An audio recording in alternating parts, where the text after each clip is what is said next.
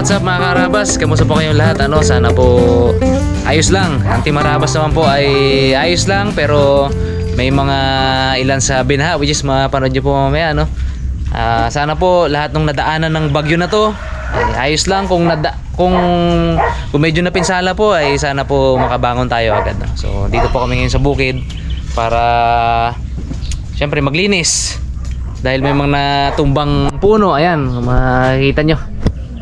Ayan, saka tulong-tulong tayo maglinis na yan ng mga bahay na nabaha. So syempre kasama natin si Harabons, natin si Ipman, Sir Bugs, morning, Cute Boy, Pongloy, Dalaman. Woo! Wala dito si Bay kasi may pupunta natin siya. Tulungan natin kung anong abutan natin doon. Naglilinis ng kanyang bahay dahil napakalalim ng baha, Alam daw na... Narinig ko ang buo si Senyor Harabas. Nandiyan pala. Natang, yun ang kwento mo? May nag-comment sa Manggaring. Dahilan daw ng malaking baha sa Manggaring yung mga bakawan na tinanim ng mga vlogger.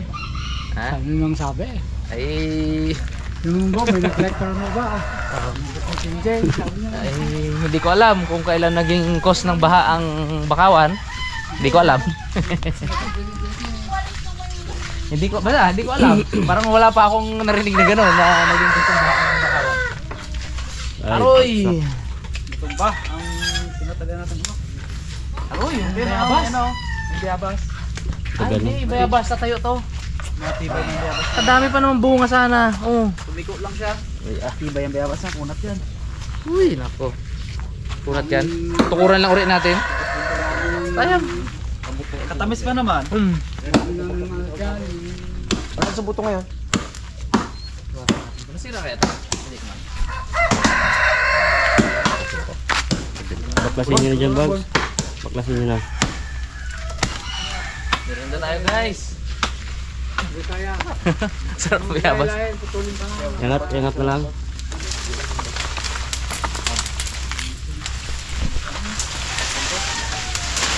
Putulin na yung mga nakalawang yung. Mga dulo lang. Angat naman yung pagkatuloy na tanggal. Dulo lang, trim. Alam mo kung yasagad. Makakalbo naman ito. Nagad. Yung kayong yung ano. Ano yan, dulo. Nililim na ito, no? Hindi siya na-trim kasi. Dapat yung na-trim dito tapos magabuka na lang siya na gano'n. Kaya nga. Parang yung talisay na yun, no? Dapat yun, putulin yun sa may gitna eh. Tumaan siya, no? Tumaas siya.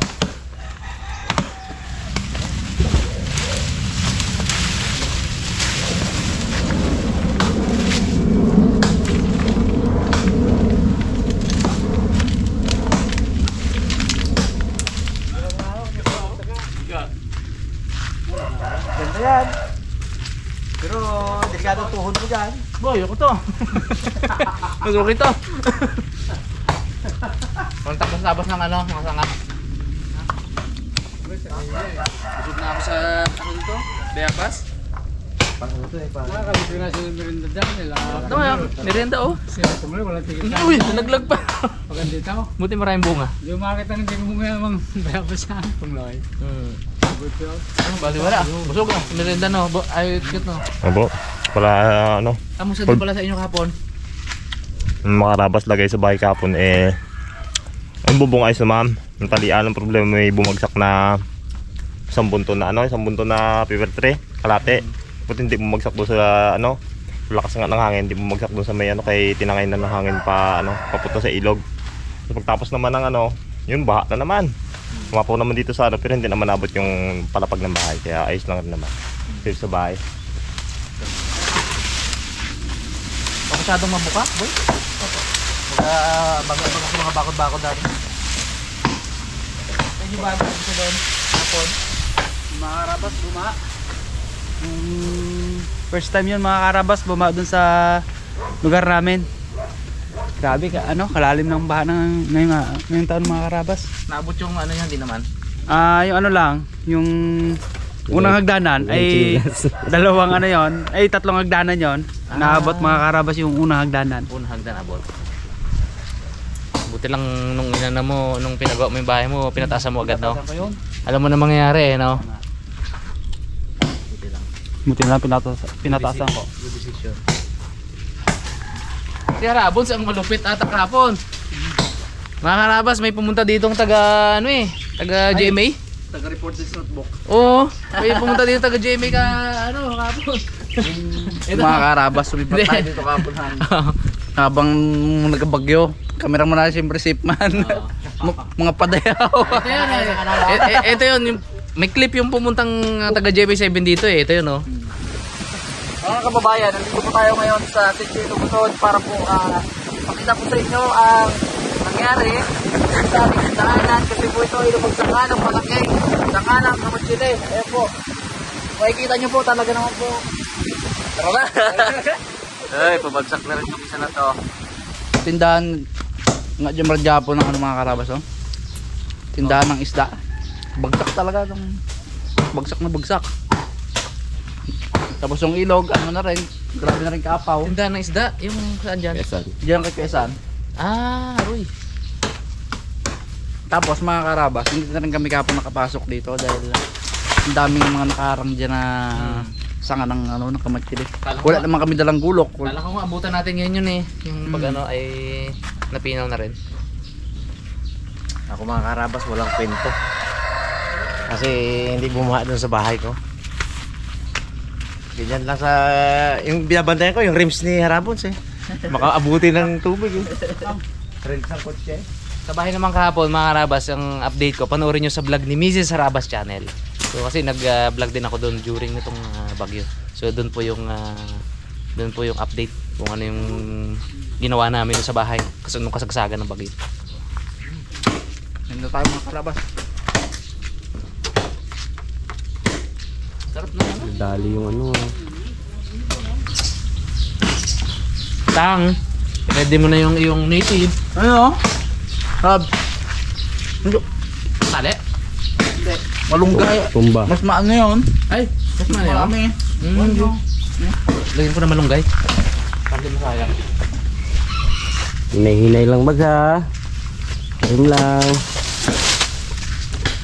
Malunggay mo, tumba.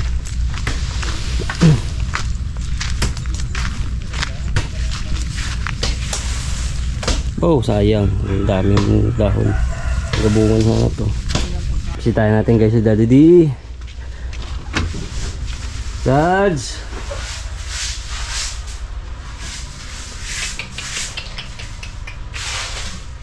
Grabe, Marn.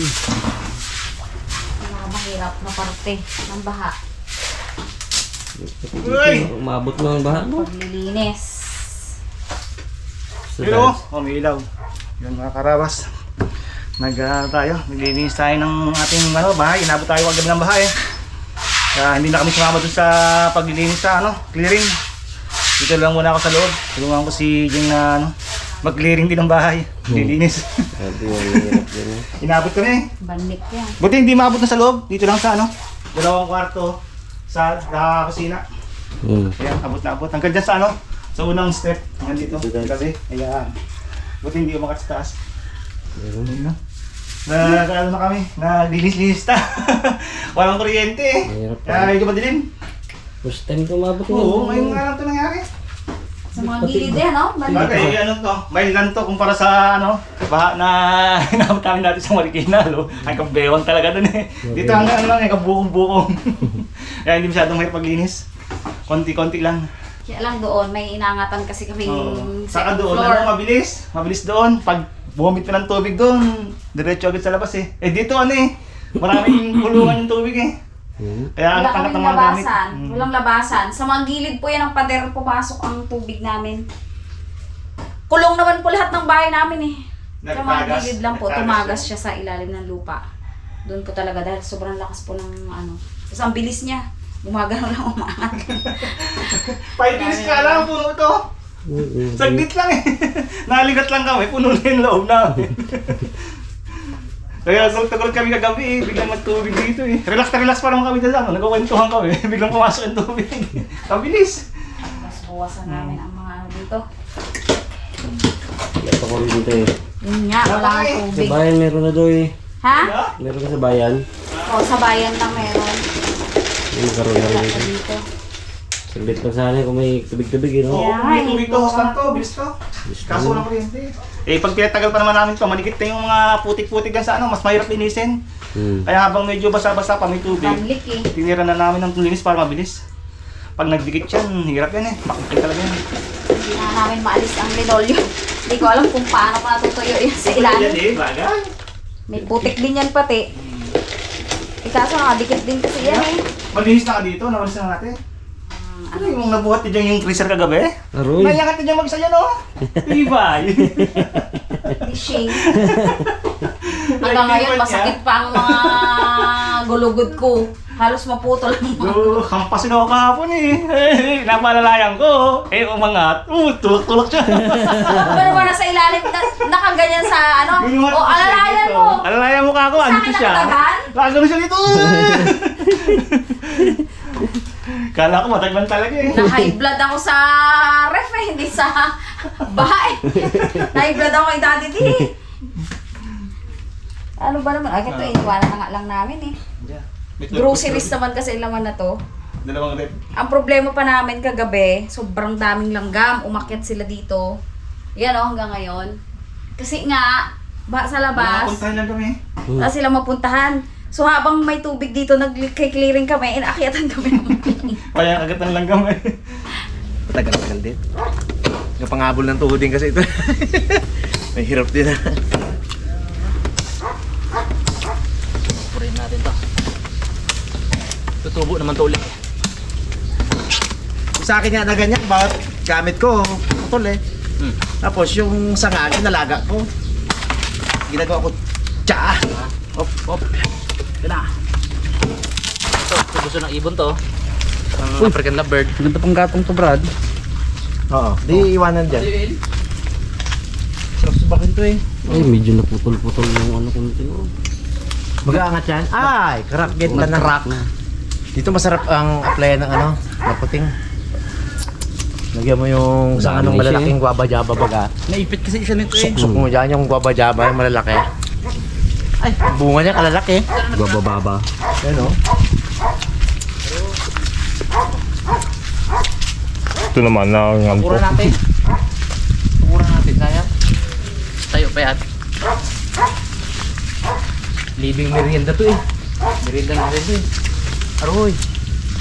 Ay. Yun lang. Malaki ang crab. Yeah. Maganda dyan, Brad. May gawin ako dyan. Anong gawin? Malatang ko yung bago lagyan ko ng sulupin. Para pag nakugat, may tanin naman sa isang lugar dito na ano. Balatan ng palibot. Waba na. Balatan ng palibot, tapos lagyan ng malaking silupin na may lupa na ipa. Yang sunog na ipa. Lupa. I-mix tapos ibalot. Pag ugat nun, pag tanim mo, may pangalawang bayabas ka, namumuo agad. Marketing. Kada bagting, ano merienda Hindi mo ma-resist yung dami ng bunga ng bayabas eh, oh. Oh. Lug talaga yan. Maliit lang pero matamis. Wala, madali ka mo yan sa kuhain. Hindi mo mamatayan kahit nakaganyan. Hindi ka, madali na ka mo siya kasi ngayon, baba niya. Baba niya. Dito, sile. Masarap din sa sawa na to, ano eh. Suka na may sili. Na maalat yung suka. Kami sa Bulacan. Shoutout sa mga kaibigan sa Bulacan. Kay Nap, saka kay Rolly, at saka kay George. Ang gawa namin dyan, ano? Asin, durugin, bitchin, saka sile. Sarap din talaga. Hindi pwedeng walang bitchin. Ako kahapon eh, sabi ko, mabuti, malinis ang mga.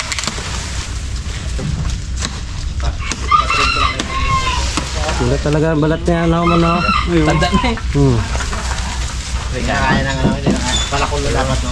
Hirap yun. May balat pa mo yun. Mayroon. Ay, ate. Ay ko kaya rabas eh. Oo. Tama, agid mo na eh. Oo. Gulok pala. Kaya pala gulok. Hindi yung balat. Tinura pa man yan eh. Pag makunat na balat. Ikaw Padaan na yan, boy. Saan? Sa likod. Ano, Tristan? Pero makulong galing sa ano?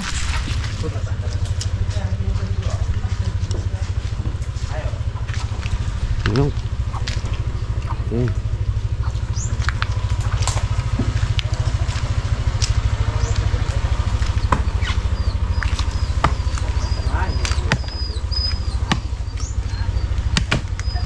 Naku, malaki-laki talaga. Tagal yan. Wala bang ulit ko? Bully boys, oh, bully boys. Gober.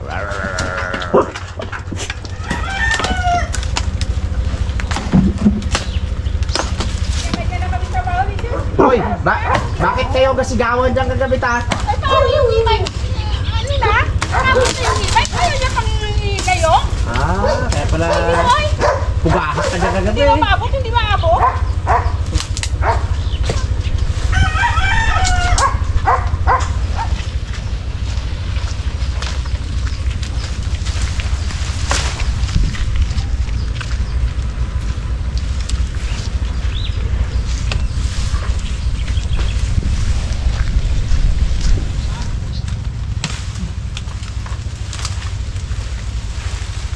Tanggalin natin yung mga punong mga sangang bumagsak sa ano, kulungan ng aso.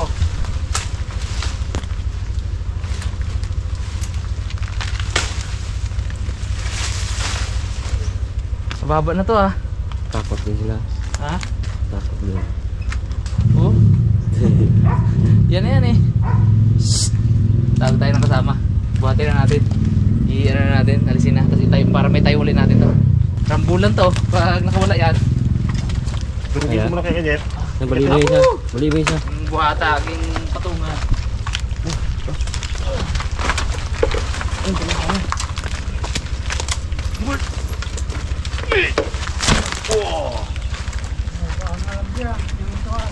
Buti na tang, di sila nakawala. Patungan nila tayo. Laka. Berat makatawid na ba? Wala. Tapos yung akasya doon na natumba, pasok na rin ang 4 wheels. Kahapon di, may natumba akasya doon mga karabas. Laki. Pwede yung gatong man dyan lang. Darap-darap to yun, oh. Ha? Oo, makakalabas na to. Oh. Uy. Ay, ano to mo niyang poste. Poste. Hindi malaking ano dyan sa kaba. Hoy! Ito ah. Sinilas ka kasi. Sobra ba to? Kaya lang dali pag dumanto. Kaya lang dali to. Ay mo daw yung nakasandal doon, oh. May ano. Oo, ito.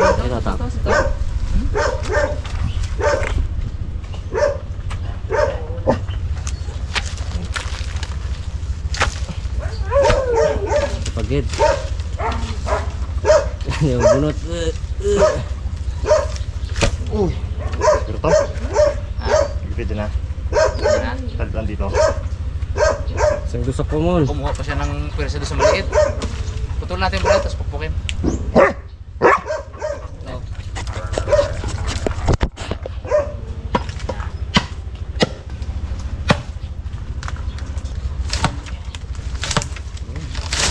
Uy! Muntik na. Sama. Ito. Muntik na ang imong kuko. Lagi, ginatamad po magtaga eh. Sorry ko po. Yung pa sa likod mo. Violet sa. Lakas-lakas yan. Okay. Uy! Ha? Uwi sa tali sa... Mga pinatang to eh. Kalian mo na mon. May atam siya ako doon nakita. Etang, bagong patabain. Tabaan ulit. Kadali na yung nakatali eh. Ayun, matama na eh. Mga karabas, yung hinahunting ni Kuya Ace dito na nakatali. Taba na, ayun. Yun yung ulamin namin ngayon. Ay, may bagong kapalit. Papatabain ulit tatang. Ayun, malaki na katawan talaga ito. Dalawa nga sana eh. Makapayat man yung mga dumulaga pa. Tama na eh. Nakasakit ako eh ng mayat. Eh yan, nakatali. Eh kahit isa lang, bali na. Eh yung malaki talaga ang katawan. Laki. Nakamalaking manok. Yun. Hindi yung tali sana. Ito to. Ito malaki ulit ito. Pag tumaba ito, laki na naman ito. Laki yan talaga. May may-ari, sabi niya, may din kami eh. Nagkasakit na may-ari kaya pumayat na may-ari kaya pati alaga dito pumayat doon. Yes. Uy. Video pa gini. Oo naman, no? Para kita na tayo. Oo. Native pa. Ay, wala native. Gawakan doon. Gawa ka na, no? Iba eh. Pinunggol na dulo. Kasala ka pa eh. Kudrado no, yung dulo. Aroy. Grado ngayon. At yun na nga mga karabas, start tayo magluto ng kinamatisang native na manok. Actually semi-native eh. Kasi ano yan, parawakan. Hindi siya talaga pure na native. Pero sarap ng laman yan. Yung ano kasi, 45 days, ibang iba talaga no? Ang lasa ng gantong manok. Lalo na yung mga sabong ni Tatang, katarap. Malasa talaga yan. Yung matatat ng sabungin no?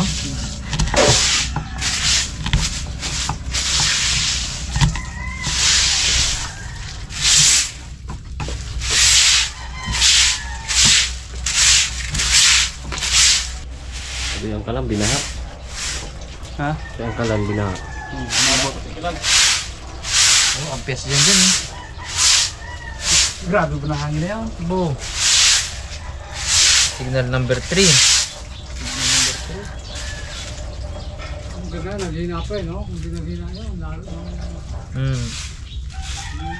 Hindi nagina yun tang, naglakas yun no? Dalawa lang yan eh. Usually naman pa naglandfall, humihina yung bagyo.